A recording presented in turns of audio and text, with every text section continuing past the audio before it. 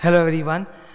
आज CMA intermediate law का पहला पेपर था, पेपर नंबर 5। आज एग्ज़ाम हुआ, 5 बजे ख़त्म हुआ, मेरे पास पेपर आ गया और मैं आप लोगों के साथ सॉल्यूशन और एनालिसिस डिस्कस करने वाला हूं। तो ध्यान दीजिए प्लीज़, जून 2025 का पेपर है। एज़ यूजुअल ये पेपर का एनालिसिस है। हमारे सिलेबस में आप जानते हो कि 13 चैप्टर्स है और वेटेज इतने % का होता है। आया कितने मार्क का वो अलग है थोड़ा। लीगल सिस्टम से सिर्फ 2 मार्क का आया है। कॉन्ट्रैक्ट एक्ट एज यूजुअल बहुत ज़्यादा आया है, 23 मार्क का कॉन्ट्रैक्ट एक्ट आया है। Sale of goods act 9 marks, negotiable सिर्फ 2 mark, partnership 7 mark, LLP 2 mark. और एलएलपी भी मैं बोलूँ ना तो एक्चुअली वो जो एलएलपी का एमसीक्यू आया था उसमें लिखा एलएलपी था, पर वो था वो पार्टनरशिप का। तो एलएलपी से तुम समझ लो 0 और पार्टनरशिप से ही 9 मार्क्स है। फैक्ट्रीज एक्ट से 2 मार्क आया सिर्फ, ग्रेच्युटी और पीएफ नहीं। ESI 9 marks, code on wages 7 marks. Companies act as usual बहुत ज़्यादा आया है, 47 मार्क का कंपनीज एक्ट है। और एथिक्स चैप्टर 18 मार्क्स। तो टोटल पेपर है 128 मार्क्स, 128 मार्क्स का पेपर। अब सॉल्यूशन डिस्कस कर रहा हूँ आप लोगों के साथ। 30 मार्क के एमसीक्यू होते हैं, 2-2 मार्क करके 15 क्वेश्चन पेपर को हार्ड बोलेंगे कि इजी बोलेंगे? मैं बोलूँगा ना easy and hard, it was a standard paper. Hard बिल्कुल नहीं बोल सकते, इजी भी नहीं बोल सकते ऑब्वियसली, पर स्टैंडर्ड पेपर।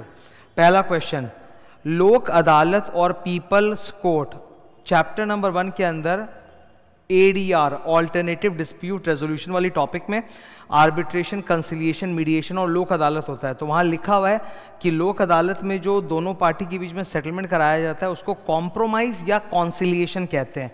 तो ऑप्शन में यहाँ कॉम्प्रोमाइज तो है ही नहीं, तो आंसर बचा क्या? Conciliation. So that is the answer.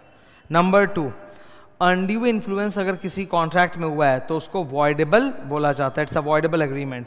तो ये रहा वॉइडेबल आंसर। ये इजी आई थिंक सबको आता होगा। 3 number MCQ sale of goods act auction sales का है, पर ये आउट ऑफ द सिलेबस है। ये बुक में ICMAI की बुक में कहीं भी इसके ऊपर कोई टॉपिक है ही नहीं। इसमें बोला जा रहा है कि अगर हम लोग किसी ऑक्शन सेल में किसी बिडर को रोक दें कि वो प्राइसेस को बढ़ा पाए, the entire purpose of auction इसकी आप लोग बोल ही लगाओ, जो ज़्यादा प्राइस देगा उसको और ज़्यादा मतलब प्रेफरेंस मिलेगा। पर इन्होंने बोला यहाँ पे एक अनलॉफुल एक्ट हो रहा है जिसके द्वारा हम इंटेंडिंग बिडर को प्रिवेंट कर रहे हैं फ्रॉम बिडिंग या रेजिंग द प्राइस। तो इस फेनोमिनन को डैम्पिंग कहा जाता है, पर ये सिलेबस में कहीं नहीं है। तो ये क्वेश्चन आई थिंक बहुत सारे स्टूडेंट्स का गलत हुआ होगा। अगर आपने तुक्के से डैम्पिंग बोला है तो चलो अच्छी बात है, 2 मार्क्स आपको मिल जाएंगे।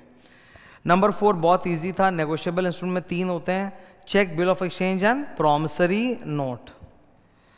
नंबर 5, अब ये वाला क्वेश्चन रॉन्ग क्वेश्चन इंस्टीट्यूट ने डाला है। फर्स्ट ऑफ ऑल एलएलपी में इस तरह के नाम नहीं होते हैं। एलएलपी में सिर्फ एक ही होता है, पार्टनर, डेजिग्नेटेड पार्टनर। और एलएलपी में एक्टिव पार्टनर, स्लीपिंग पार्टनर जैसा कुछ भी नहीं होता। Every partner in LLP is entitled to participate in the management of LLP.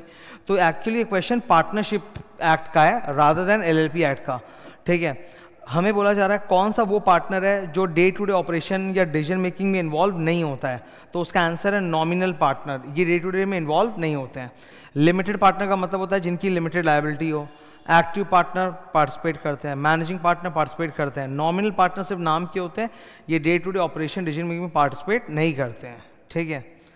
Number 6, factories act के अंदर जो बच्चे काम करते हैं फैक्ट्री के अंदर, एडोलेसेंट वगैरह, उनको सर्टिफाइंग सर्जन से एक सर्टिफिकेट ऑफ फिटनेस देना पड़ता है। तो फिटनेस सर्टिफिकेट कौन देता है? Certifying surgeon. इजी था। कौन प्रिंसिपल एम्प्लॉयर नहीं होता? ये ईएसआई एक्ट से है। ओनर ऑफ द फैक्ट्री होता है, ऑक्यूपायर भी होता है, legal representative of owner occupier भी होता है, पर लीगल रिप्रेजेंटेटिव ऑफ कॉन्ट्रैक्टर वो प्रिंसिपल एम्प्लॉयर नहीं होता है। तो that is the answer. Legal representative of contractor वो प्रिंसिपल एम्प्लॉयर नहीं है। Next, number 8। अब मेरे सामने 6 एमसीक्यूज आएंगे कंपनीज एक्ट के स्ट्रेट। बायबैक के बाद आप अगले 6 महीने तक फ्रेश इशू ऑफ शेयर्स नहीं कर सकते, कूलिंग पीरियड होता है। अब कुछ स्टूडेंट्स को लगेगा कि इसका आंसर शायद 1 साल होगा। 1 साल अलग चीज़ था कि एक बायबैक के बाद दूसरा बायबैक 1 साल के पहले नहीं होगा। ये दूसरे बायबैक के बारे में नहीं है, ये बोल रहा है आफ्टर बायबैक आप फर्दर इशू शेयर कब तक नहीं कर सकते। तो उसका आंसर 6 मंथ्स होता है, सेक्शन 68 बायबैक। नंबर 9, ये सेक्शन नंबर 88 का क्वेश्चन है। हर कंपनी को एक रजिस्टर ऑफ मेंबर मेंटेन करना चाहिए, उसका फॉर्म नंबर होता है MGT 1।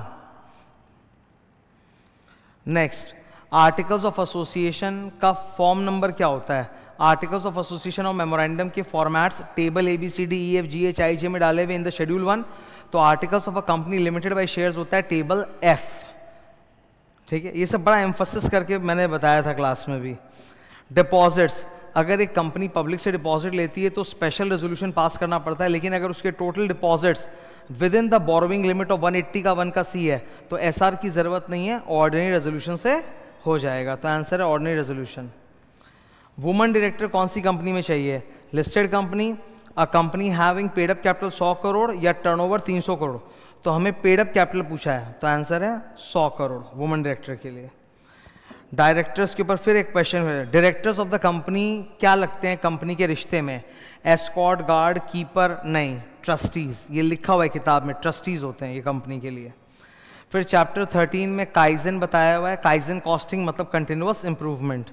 और चैप्टर 13 में एक और एथिकल लीडरशिप का मतलब ये नहीं होता कि कुछ गलत नहीं करना, not doing wrong is not ethics. Ethics मतलब डूइंग समथिंग गुड, केवल गलत काम नहीं करना उसी को आप एथिकल लीडरशिप नहीं कह सकते। तो आंसर नॉट डूइंग रॉन्ग।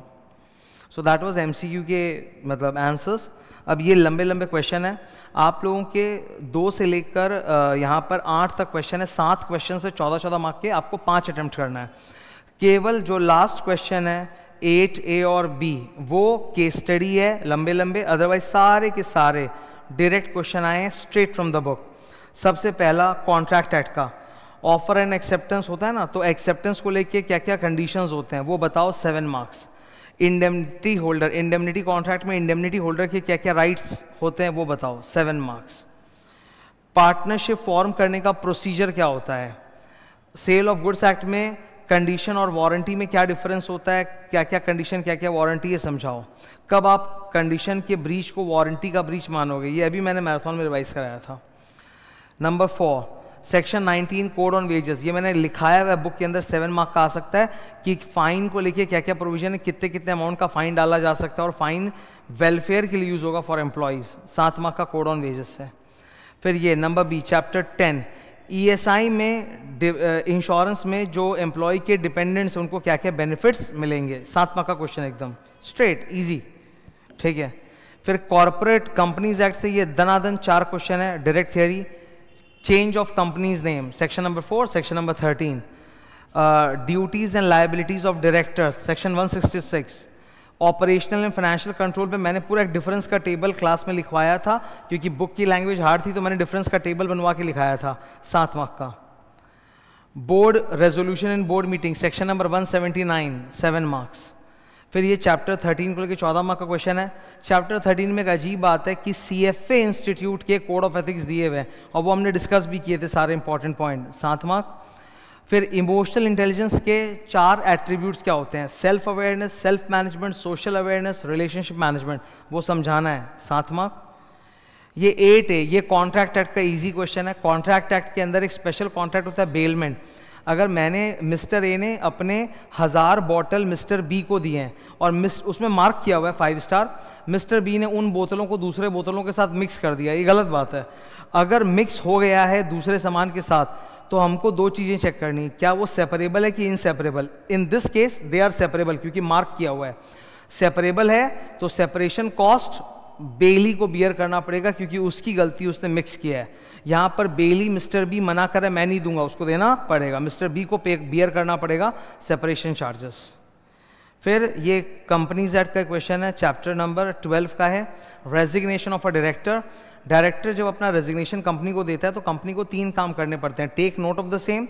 फिर डायरेक्टर का resignation becomes effective from the date when the company receives the notice, तो कंपनी ने रिसीव किया 9 जुलाई को, तभी से इफेक्टिव है। एंड नंबर 3, कंपनी को ना ROC के पास DIR 12 फॉर्म जमा करना पड़ता है। DIR 12 जमा करने की जिम्मेदारी कंपनी की होती है, डायरेक्टर की नहीं होती। डायरेक्टर कर भी सकता है, नहीं भी, पर मेन जिम्मेदारी कंपनी की है। तो डायरेक्टर मोहन लायबल नहीं है, कंपनी लायबल है कि उन्होंने रेजिग्नेशन नोटिस DIR 12 ROC के पास जमा क्यों नहीं किया। ओके तो ये डायरेक्टर का क्वेश्चन था चैप्टर 12 का। Okay so that was the paper. आशा करता हूँ आप लोगों का पेपर अच्छा गया होगा। It was a standard paper and all the best for your next exam. Thank you.